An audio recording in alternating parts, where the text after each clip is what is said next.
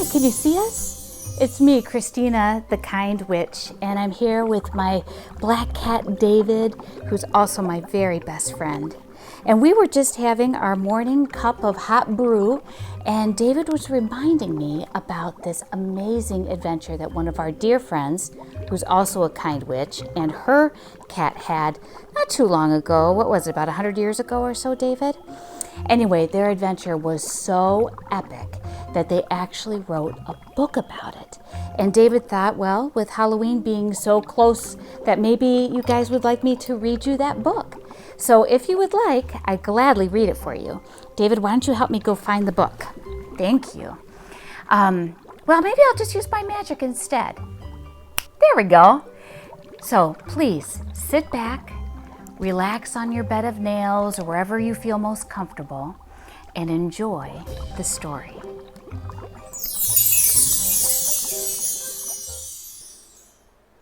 Room on the Broom by Julia Donaldson. Illustrations by Axel Scheffler.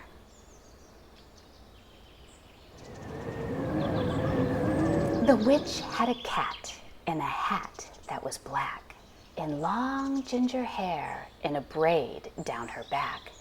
And how the cat purred, and how the witch grinned as they sat on their broomstick and flew through the wind.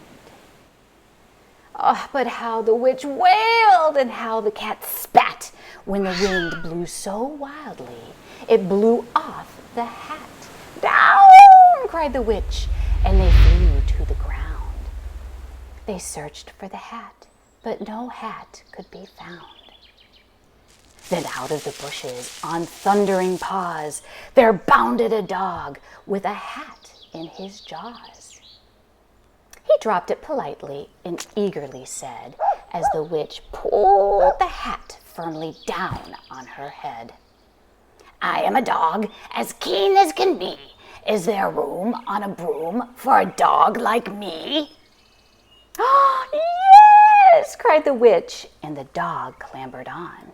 The witch tapped the broomstick, and whoosh, they were gone. Over the fields and the forest they flew. The dog wagged his tail, and the stormy wind blew. The witch laughed out loud as she held on to her hat, but away blew the bow from her braid just like that. Down, cried the witch, and they flew to the ground. They searched for the bow, but no bow could be found. Then out of a tree, with an ear-splitting shriek, there flapped a green bird with a bow in her beak. She dropped it politely and bent her head low, then said as the witch tied the braid in a bow, I am a bird as green as can be. Is there room on a broom for a bird like me? Oh, yes, cried the witch. So the bird fluttered on. The witch tapped the broomstick, and whoosh, they were gone. Over the reeds and the rivers they flew. The bird shrieked with glee, and the stormy wind blew. They shot through the sky to the back and beyond. The witch clutched her bow, but let go of her wand. Down, cried the witch, and they flew to the ground. They searched for the wand, but the wand could not be found. Then all of a sudden, from out of the pond, leaped a dripping wet frog with a dripping wet wand. He dropped it politely, then said with a croak, as the witch dried the wand on a fold of her cloak. I am a frog, as clean as can be. Is there room on the broom for a frog like me? Oh, yes, cried the witch. So the frog bounded on. The witch tapped the broomstick, and whoosh, they were gone. Over the moors and the mountains they flew. The frog jumped, o'erjoy, and the broom snapped in two. Oh, fell the cat and the dog and the frog. Down they went tumbling into a bog. Oh, the witch's half-broomstick flew into a cloud. The witch heard a roar that was scary and loud. I am a dragon, as mean as can be, and which with French fries tastes delicious to me. No! Cried the witch, flying higher and higher. The dragon flew after her, breathing out fire. Oh, help! Cried the witch, flying down to the ground.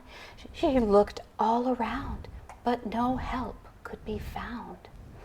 The dragon drew near with a glint in his eyes and said, Just this once, I'll have witch without fries.